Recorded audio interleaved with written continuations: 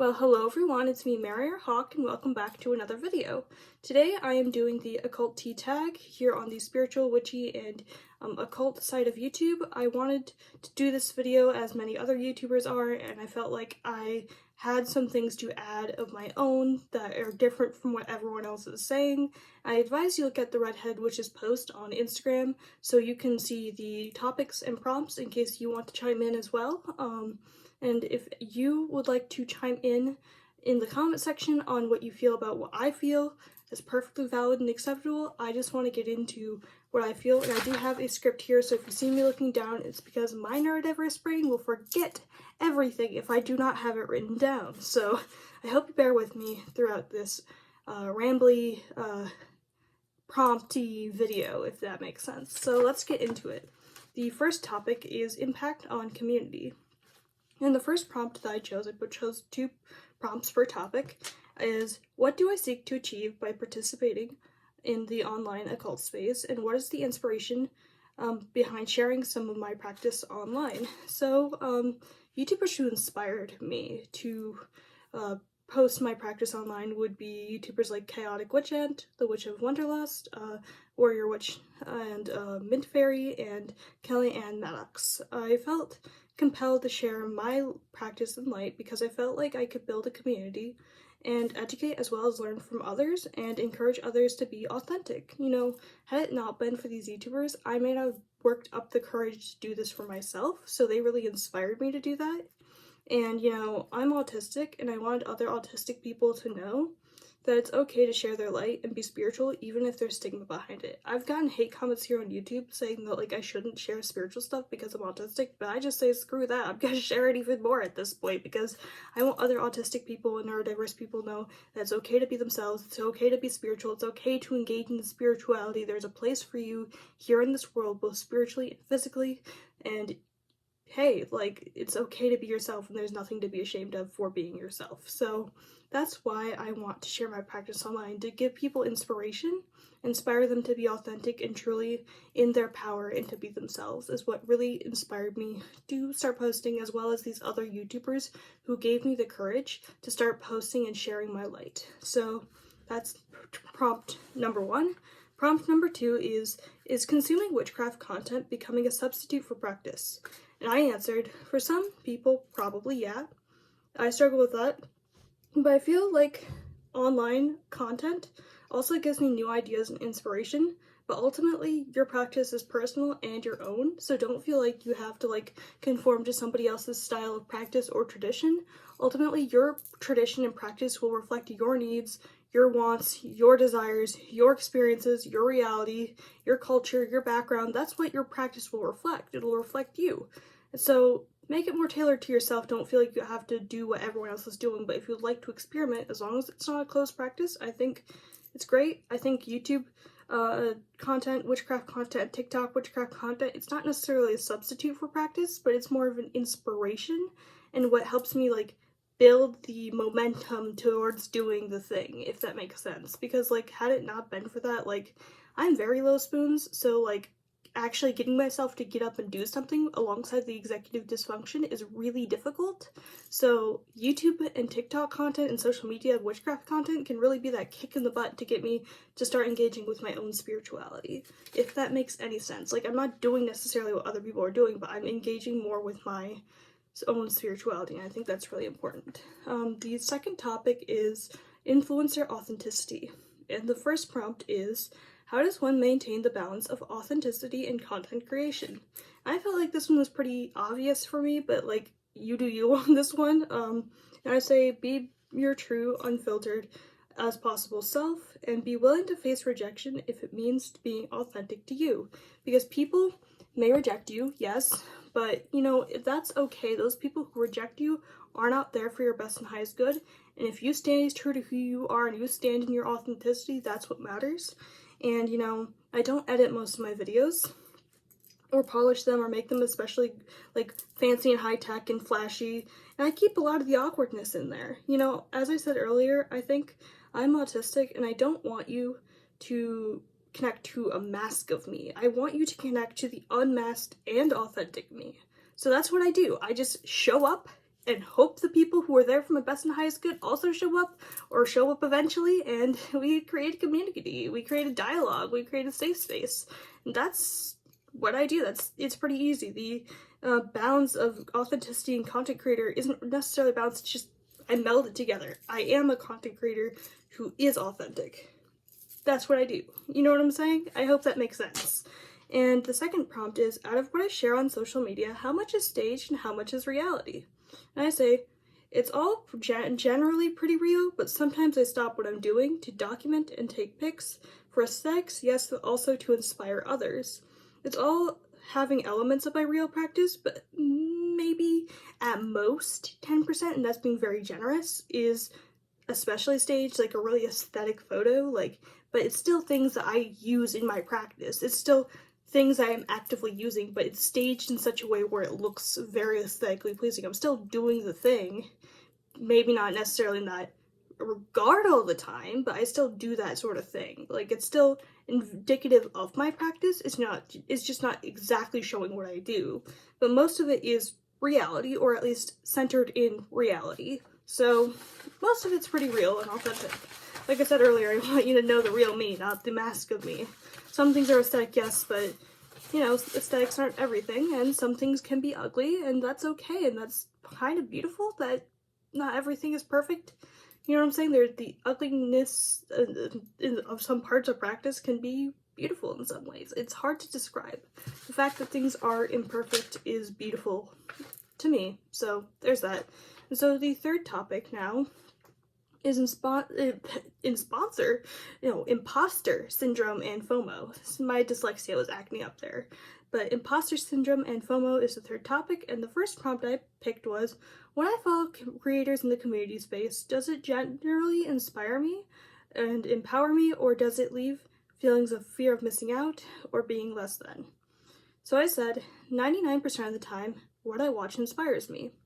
If it's an unboxing, I sometimes feel FOMO because I can be a bit materialistic, but I end up leaving inspired to craft and create something that achieves what the thing that I now want is, but it's more custom tailored and personal to me. I don't copy what the other person does, but I'm like, how can I achieve that, but make it truly my own? How can I achieve that with what I already have? And that's really important. And I'm sorry if I seem distracted. Notifications are popping up.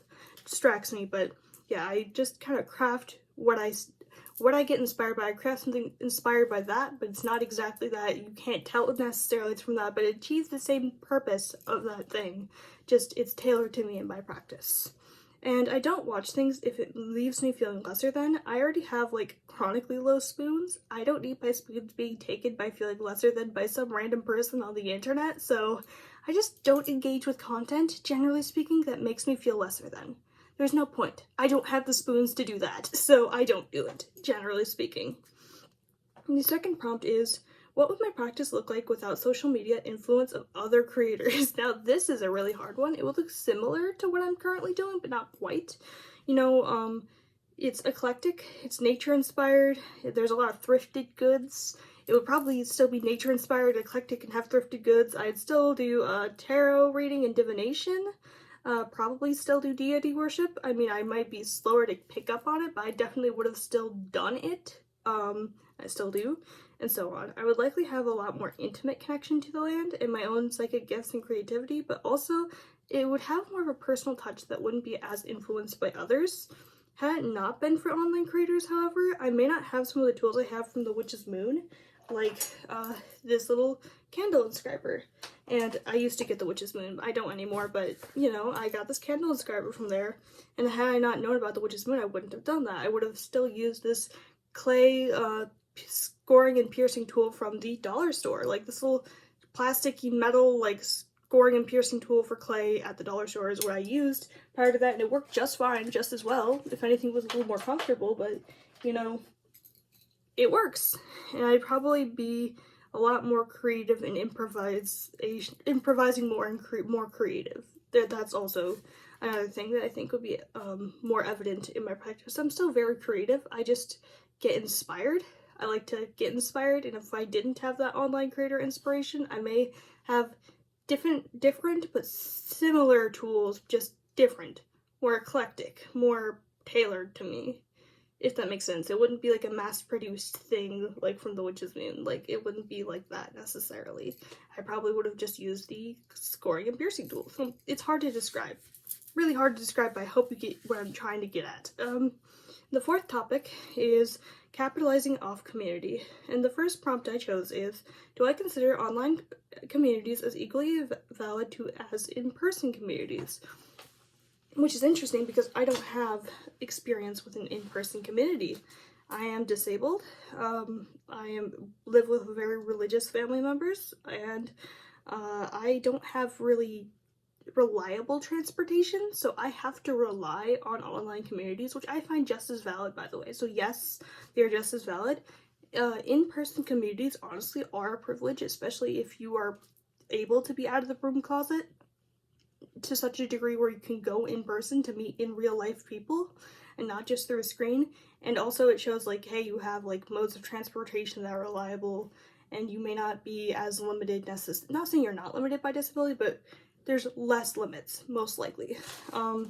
So online in-person communities are a privilege, but making do with online is just as valid in my opinion, because for those of us who, you know, my family knows that I'm a witch and pagan, but you know, I don't necessarily have the privilege of being able to be taken to these events because of their religious stance and the lack of transportation. So I have to make do with online, and also I'm disabled, so often getting out of the house is this big to-do that I genuinely don't have the spoons for a lot of the time. So in real life communities are very much a privilege, and being able to make do with online is perfectly valid. And the last prompt I chose from the topics would be, should there be paywalled communities and online courses? And I say yes, it's fine to me. Just like people do Patreon, Ko-fi, YouTube memberships, they're all valid ways of having a different type of community. Like, it's not like you can't interact with the creators of free stuff online, but supporting creators if and when you can, so they can more easily continue to do what they're doing and take care of their needs, personally, is perfectly valid. And I'm sorry if you hear family members. Online courses are also valid, especially if one is putting a personal twist and their time and effort into it, kind of like with my art. And I'm sorry if you hear family arguing really loudly, but yes, if you're putting your own personal twist and doing your own, like, putting your time and effort into something, it's perfectly valid to be paid for it. And conclusions, and I'm sorry if you hear me talking extra loudly with a harsher tone, I'm trying to drown out my family who is arguing and I don't have other time to record. So conclusions. What are some topics of discussion and conversations I'd like to see more of in our community? Disability and neurodiversity, inclusion, and destigmatization of those things. Like I said earlier, I've gotten hate comments for being autistic and spiritual and telling me not to spread spirituality things, and I'm attracting negative spirits to people by proxy of being autistic, which I reported as a hate comment, but I've gotten that multiple times. I'd also like to see more inclusivity of mental health. People with mental health issues, like myself, we're often very stigmatized and made to feel like our experiences aren't valid. And also we're stigmatized for having medication. So like, hey, let us have medication. Also, how can we as a community do better when we receive criticism and feedback? I say, accept the constructive criticism that's valid and based in reality, even if we don't want to admit it personally to ourselves, and leave the logical fallacy-ridden destructive critiques and ad hominems behind. Think of it like an art critique, almost. If the person's actually trying to help you improve and not dogmatically tearing you down or trying to convert you to a different ideology or religion, I suggest pondering and considering their advice, and if and where and when it's applicable. Shouldn't we always want to grow and improve? Like, think of it like an art critique. Just as your art is always going to grow, evolve, and improve, likely your spiritual practice will too. So like, if you're being told, hey, this thing you're doing, I understand where you're coming from, you're trying to cleanse, but white sage is a part of a closed practice and it's critically endangered, and indigenous people often rely on it, and it's being over-harvested and they don't have access to it. So I know you're just trying to cleanse, but maybe could you potentially use something instead of white sage? That would be constructive critique and suggestion. But if it was just saying, you're an awful person, go die, or something like that, that's not valid. But if it's just saying, hey, like, this thing you're doing, I understand what you're trying to do, but you're invading into territories where it's not necessarily okay, especially environmentally and like to other cultures. And so here are some alternatives that you could do that wouldn't be like encroaching on a closed practice. Say with burning mugwort instead of white sage, or burning garden sage instead of white sage. That could work, but you get the idea, right? I mean, constructive criticism is valid, but destructive critiques, just leave those behind and try not to let them get to you. Anyways, I hope you were okay with this, and I'm sorry for the yelling. I just had to drown out my arguing family over there, and because I don't have another time to record, and I hope you enjoyed this talk. Thank you for coming along with me on this part of my journey, and thank you for watching.